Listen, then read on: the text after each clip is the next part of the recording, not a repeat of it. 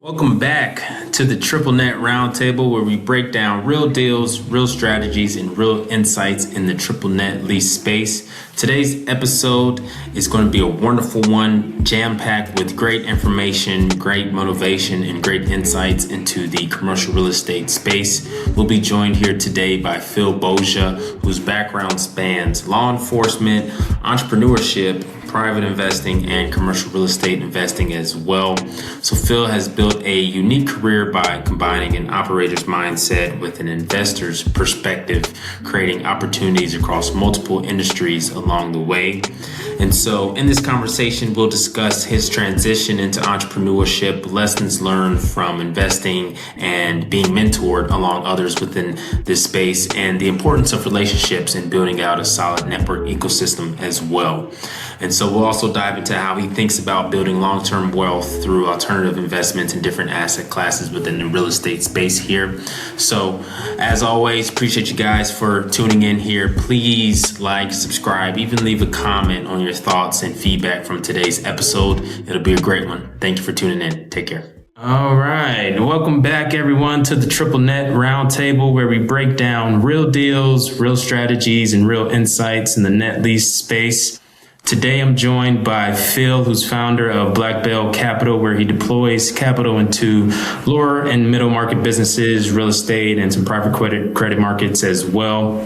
Phil actually has one of the more intriguing backgrounds in this space that I'm sure we'll get to at some point. But for today, we're going to dive into how he approaches investing across different asset classes, how he evaluates deals from both an operator and investor perspective, and what he's seeing in today's market. So Phil, appreciate you taking the time to join. Let's go ahead and jump right in, my man. Awesome. So Phil, I know you have one of the more intriguing and interesting backgrounds prior to get into real estate full time. And so for the listeners that are out there, can you just walk us through briefly your background and what you were doing prior to getting into real estate? Yeah, sure. So I was in federal law enforcement for 14 years. I was a U.S. Marshal for 8 years, and then a special agent with Homeland Security for 6 years after that. So I left the government 3 years ago exactly. So while I was working for the government, I read Rich Dad Poor Dad on the advice of a supervisor, and around 2015 started investing in small multifamily real estate. And then it just kind of went from there. Awesome. Okay, started off in the law enforcement career. Okay, so was that the goal? Like when you were growing up, was like, hey, I want to get into law enforcement. Have this interest in law enforcement, or interest in being a marshal for the government. Was that always the plan there, or was it that come about through like different experiences as you were growing up? Yeah, well, so when I was in high school, I went to a job fair at John Jay College in Manhattan, and they had the U.S. Marshals were there, so I just struck up a conversation with them. So I thought I'll try and do that. That was it. So I went to John Jay. I got enrolled in a program with the U.S. Marshals, and so I pretty much worked for them while I was in college. So the way it worked is once I graduated, then I got sent to the academy for the U.S. Marshals. So it just kind of opportunity came up, and 100%, man. There's this quote out there. I'm not going to take the ownership of it, but it basically says exposure leads to expansion, or exposure equals expansion, right? And it seems like at that time when you had that conversation with that gentleman, it may not have been on your mind, but you were exposed to, that lifestyle or that job style of being in law enforcement, and that kind of led your interest into it, or increased your interest into it, and getting into it from there.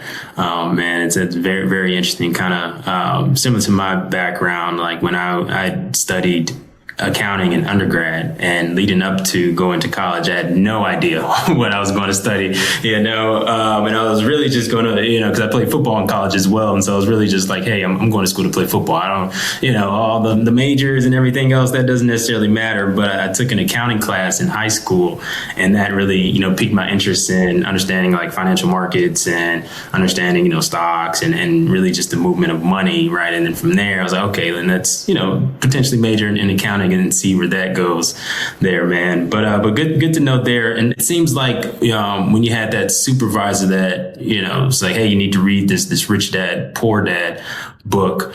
to get an idea of, you know, the cash flow, understanding different four quadrants and everything like that.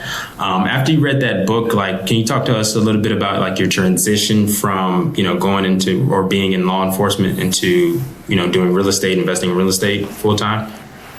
Yeah. So my supervisor, after I read it, he kind of helped guide me. He owned a bunch of small multifamily properties. So he helped me evaluate. And I mean, I lived on Bigger Pockets forums, just figuring out how to underwrite and how to do this, how to collect rent. So I, you know, eventually pulled the trigger on a 2-family. But really it was a solid 10 years before I built up enough cash flow to really make any sort of career pivot.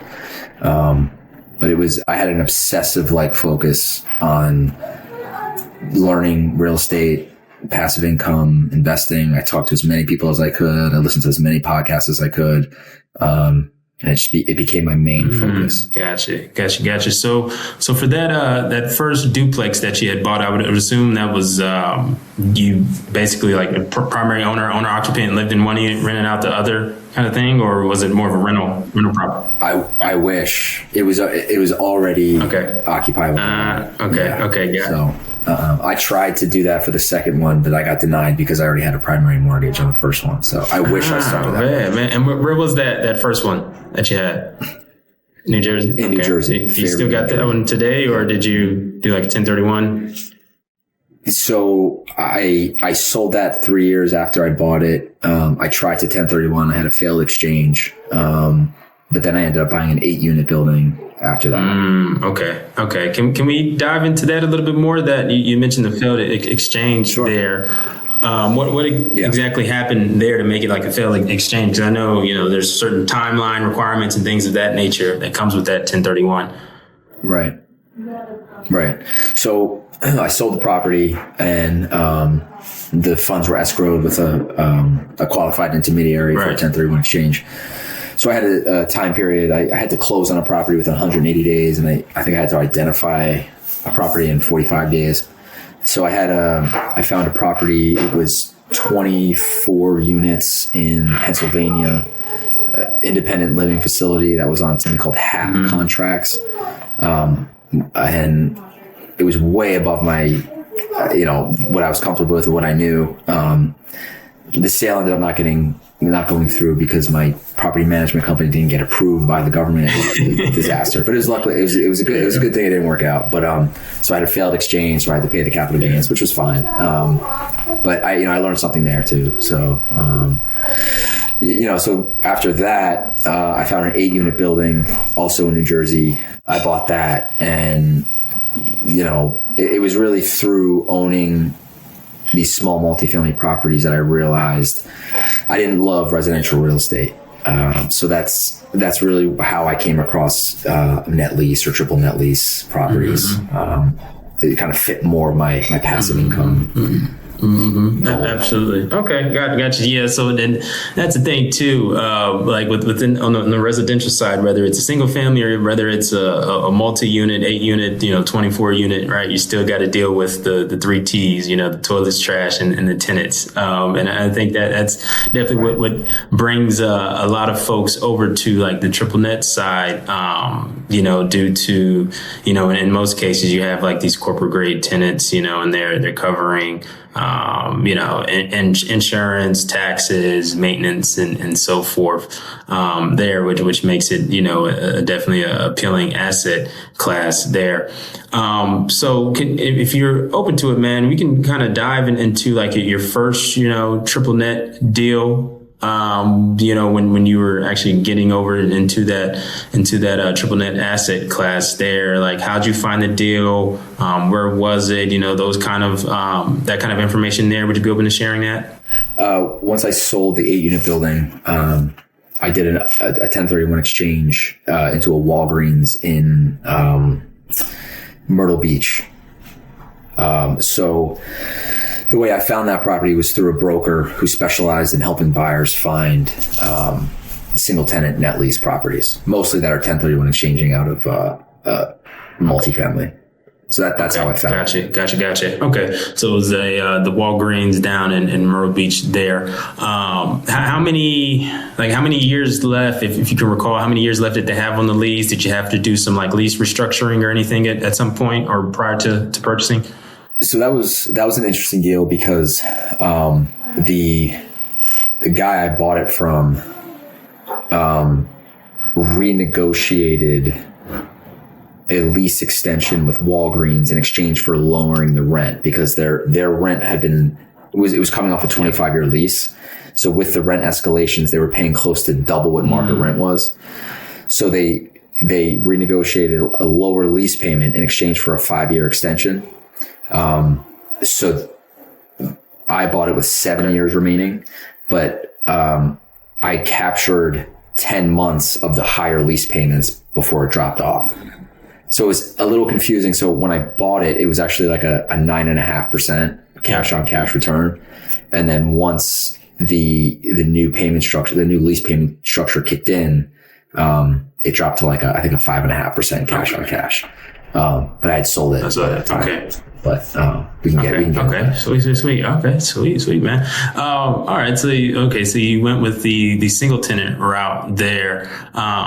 Now, I want to dig into this a little bit more because, right, when we talk about, triple net, right, and going back to my point earlier, right, they make it seem like it's completely hands off, right, and being an entrepreneur, I'm sure you could have already attest to this, like nothing is truly completely hands off, the idea of passive, like it's still going to have some owner involvement at times, right, and so for this particular deal or any other additional like triple net asset class that you've invested in, like how much of it is truly passive versus, more active in investing, if that makes sense?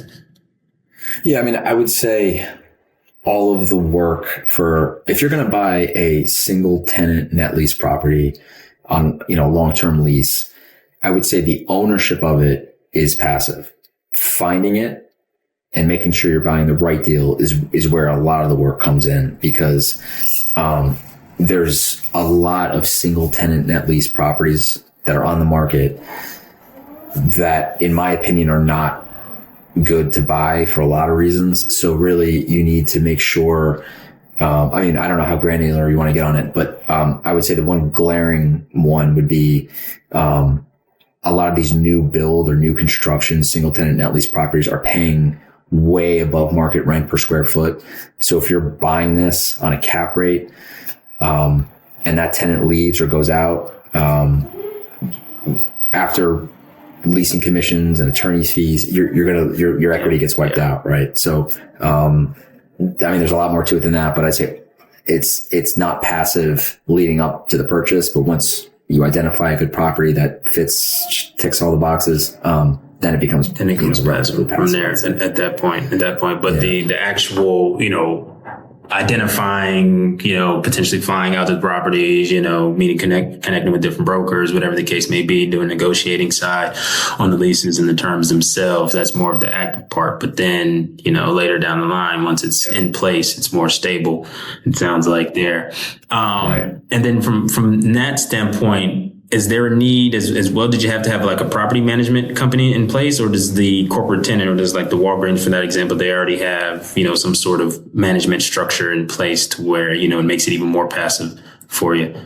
So it was absolute triple net. So there was no property management level for me. So around that time, I was also very active in buying vacant single tenant properties and trying to backfill those with tenants and full 360-degree view, I would say, of the single tenant net lease space, buying stabilized, buying value add, and just kind of what tenants were looking for. Buying vacant, that was obviously a lot more work there, versus buying something stabilized on a long-term lease, right? It just depends kind of what you're looking for, kind of stable, relatively low cash flow versus like large equity upside. Yeah. So what's some of the appeal there? I would say for buying something that's a vacant tenant or single tenant retail.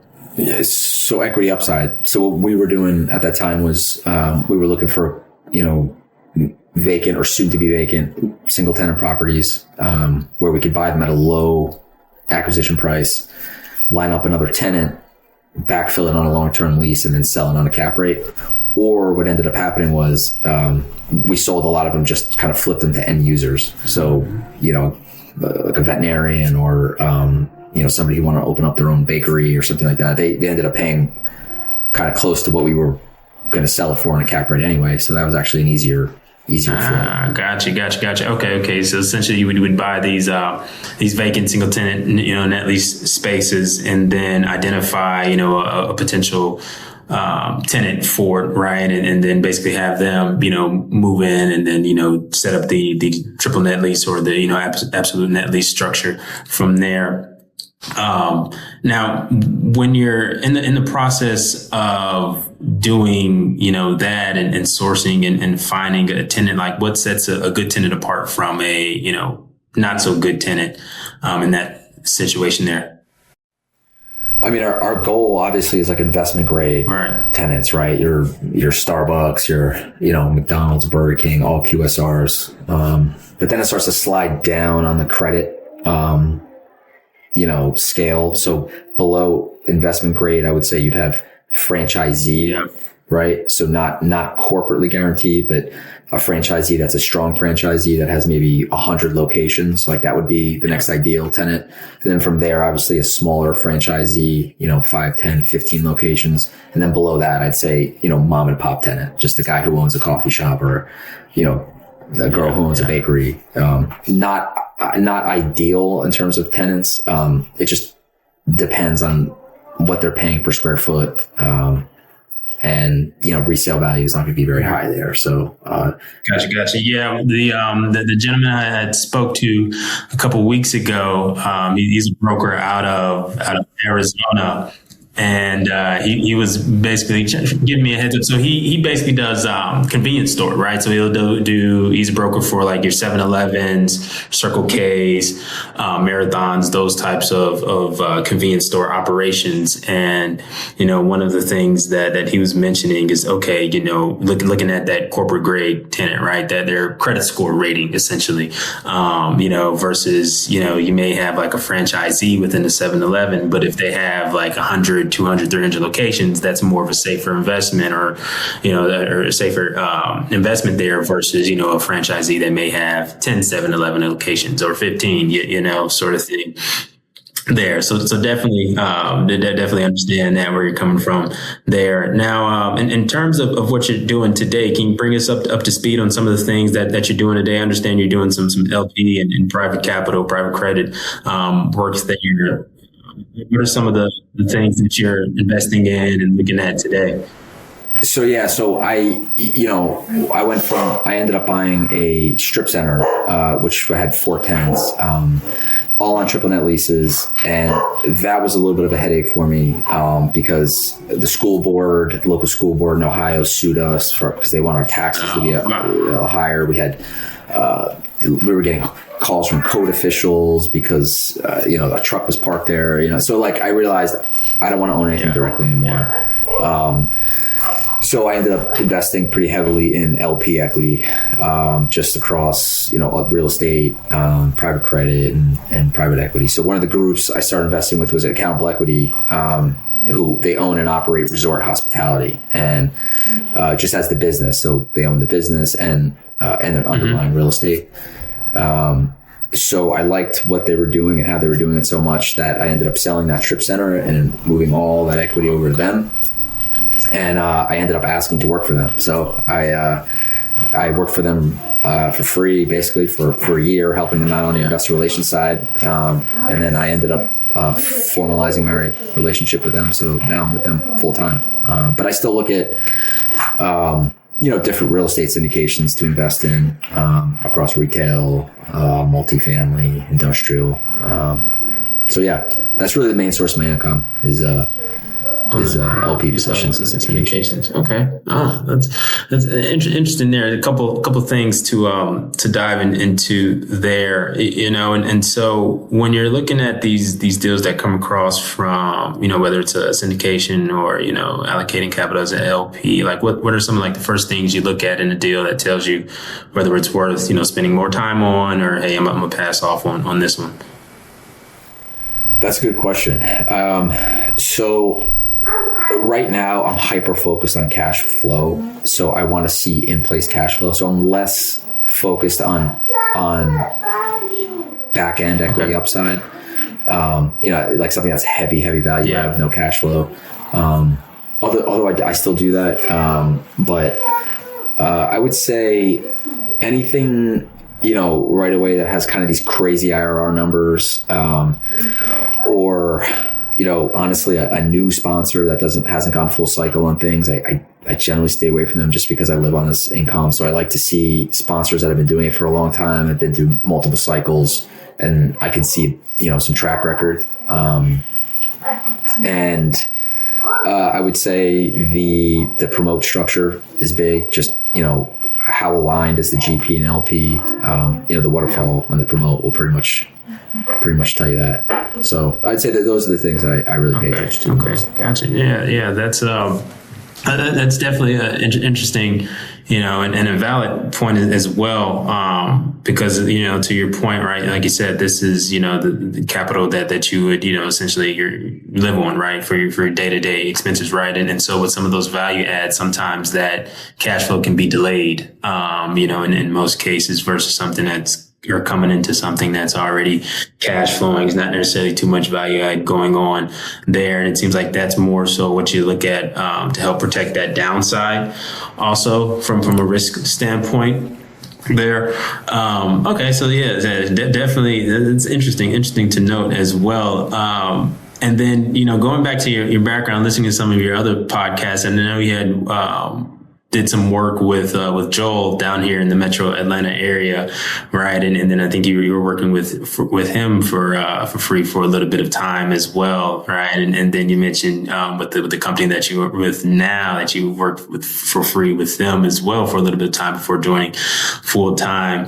Where does that mindset come from, man?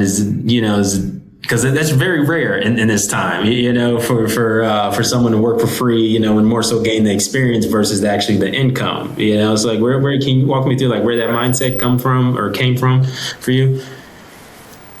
I think I first heard that concept when I was listening to another podcast. Actually, Josh McCallan, who owns Accountable Equity, he's the CEO. He had mentioned, and this was a long time ago. 10 years ago, I was listening to this podcast, and it was about being valuable first, just being, before you ask for something, be valuable first. Right. So, I think that's where it came from. And I realized that you really get someone's attention when you say, you identify a group that you want to be a part of.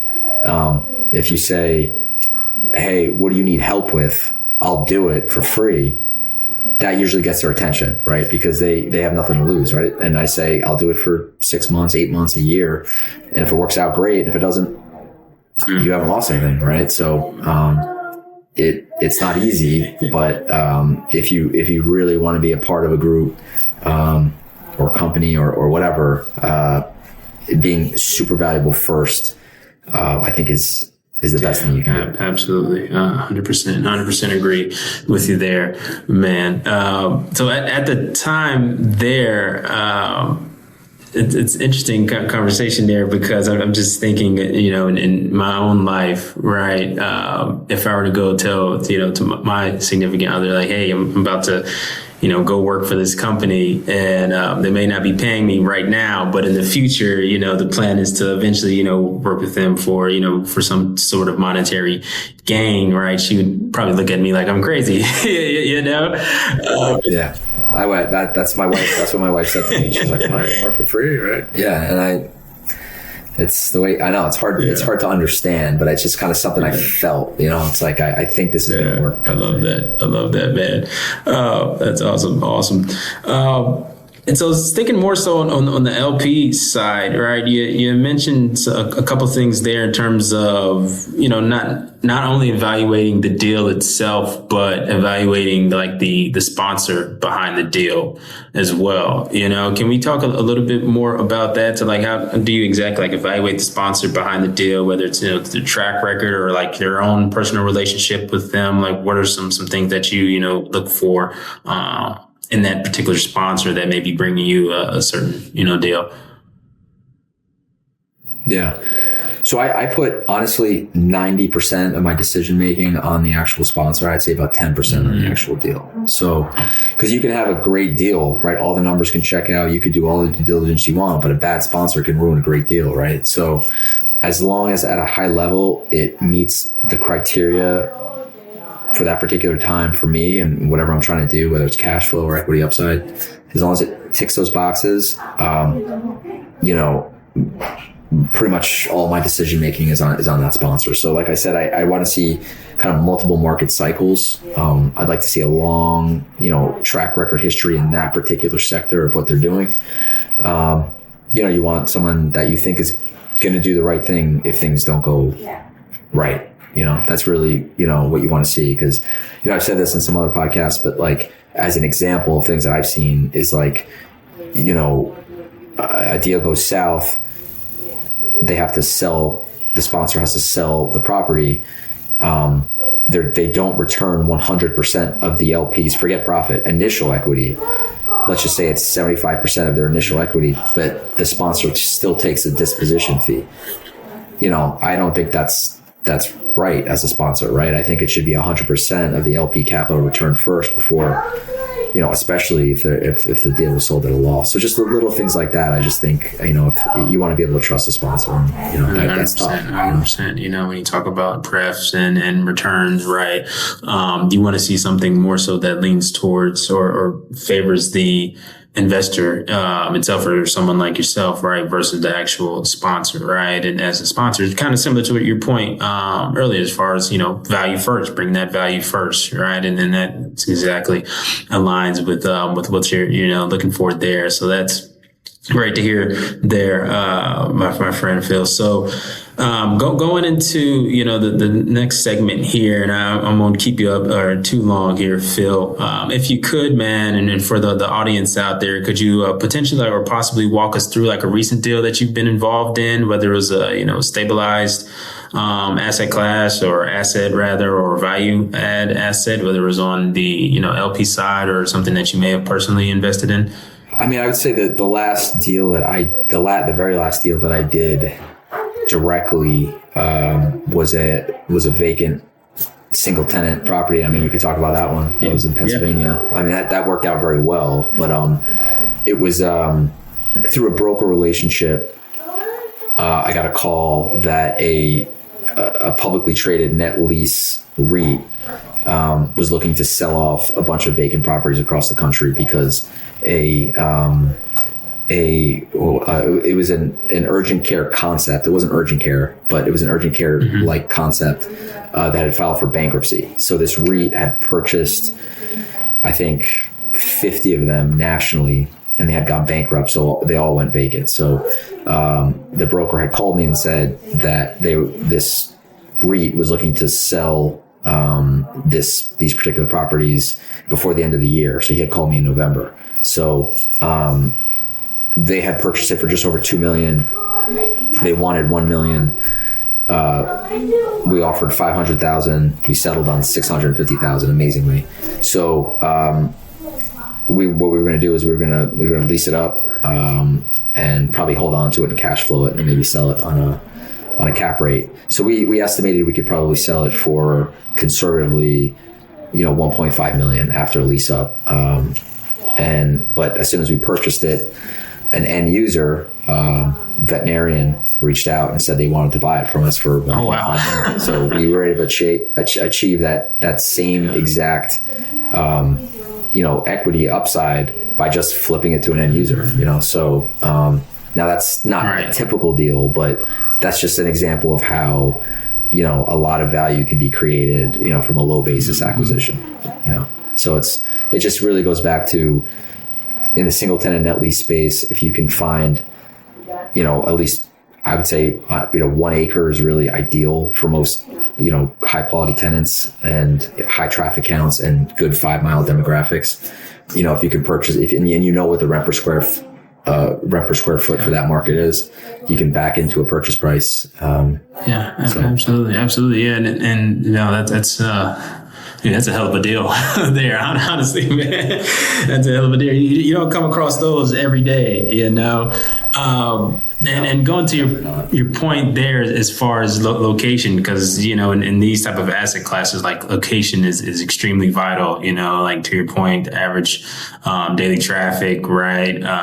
You know, how, you know, individuals or how, you know, the consumers can turn in or turn out, right? How feasible or how efficient is that with some of these asset classes as well? You know, so going back to that statement there, like what are some additional things that you may look at from a location standpoint, you know, outside of the average daily traffic or, you know, outside of where it's currently located, you know, the, you know, median income in the area, like are some additional things that you may look at from a location standpoint that would be good to note as well? Yeah, I mean, so what I did was I would reach out to investment grade tenants, real estate departments, as many as I could. I spoke to a ton of them. I would cold call them. I would email them.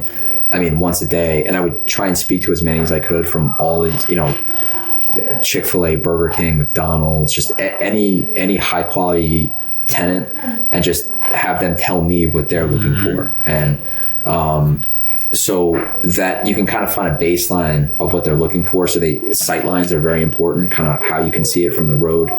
And, you know, one thing I learned from a lot of these high quality tenants, real estate departments, is the shape of the parcel matter. So you could have a great hard corner, but if the shape of the parcel is off, it's less desirable to them. So they really want to see, you know, like a rectangle, or like a square. You know, these funky shaped ones that are wrapped around with different, they don't like that, which was something I didn't really think about. Yeah. So I would say if someone's, you know, looking to get into the single tenant retail space, reaching out to these real estate departments is a huge resource, because sometimes they change their criteria like that. You know, sometimes they're willing to go into, you know, secondary markets that have lower populations. You know, so you'll see a Starbucks pop up in some, you know, small town in Kansas sometimes. So if you can get in touch with them and develop a relationship with somebody, and you can figure out quickly where they're looking to expand, and then identify properties there, get it under contract, and then reach out and see if they're interested in it. Now, you know, that's easier said than done, but, you know, if you're in that space, I think it's a good resource. Absolutely. Not necessarily like wholesaling to an extent, but more so kind of just being that middle ground person at a higher level or higher price point, right? And understanding what these, you know, corporate grade tenants, Chick-fil-A's, Starbucks, you know, 7-Elevens, whatever the case may be, are looking for, and then mapping that back to your search strategy or search filter there. It sounds like, okay, that's interesting, man. And you know, one of the things that I've been seeing, I would say more so on the triple net side, or even like on the in terms of like the car wash asset class, is that a lot of REITs are starting to get into, you know, these car washing businesses that have like these subscription models and so forth. However, they're just buying them up, and they don't have anyone like that's on the ground doing like the day-to-day stuff, right? And so they're more so just buying them and then letting them do what they're supposed to do. But they're not actually achieving like the type of revenue that they can, you know, potentially achieve as well. And so one of the things that I'm seeing from my seat is, you know, a lot of these, especially like car washes, whether it's like a franchise or if it's not a franchise, whatever the case may be, small mom and pop, these REITs are buying them up and they're just letting them do what they do. And then after a while, they're kind of just like, okay, well, this isn't performing like how we thought it would. Well, of course it's not, because you got to, you don't have anybody on the ground game, you know? So would you say like in some of the things that you're coming across, that you're actually seeing something similar to like that in terms of, you know, these REITs that are just buying up, you know, different asset classes, but not necessarily operating them efficiently. So which presents a buying opportunity for someone like yourself? You know, I've been out of the retail space now. I'm not active in it, so it's hard for me to say. But I do think that generally speaking, that's probably true across all asset classes. You know, I think you have institutional buyers, or sometimes they overextend into a market or something. And so so I'd say yes. I'd say there's I'm sure there's opportunities like that Pretty much 100% there, man. 100%. Well, hey, Phil, I don't want to hold you up. My last question for you, I'd like to ask all my guests here before we close here, man. What's like one trend or, a shift in the market that you're paying close attention to, over the next 6 to 12 months there? I'd say private credit. I was very bullish on private credit. And now I'm seeing a lot of, there's certain people I follow online, and that, apparently there's some cracks in private credit. So it's definitely made me pause a little bit. Besides the fact that it's not the most tax efficient way of investing, I would say I'm less bullish on private credit now, generally speaking. So I'm definitely paying attention to how these shake out, especially with these publicly traded companies, and, they're having some issues with the, redemption requests. And, so that's definitely something I'm watching. So when you say private credit, when you're more so referring to like being on the lending side, I would assume there, right? And loaning. Okay. Gotcha. Kind of like would you say like a private money lender in a way there, or a little bit different? Okay. Yeah, basically. Yeah. I mean, a lot of these institutions are doing it at scale, to, larger loans, because it's attractive, because sometimes if you can grab, 10% as an LP investor, that's very attractive. But sometimes these underlying loans, the collateral is weak. So, it's just something that I'm very cautious on now. Now I think direct lending, if you can make a direct loan against a piece of real estate that you're familiar with and that you can step in, I think that's different.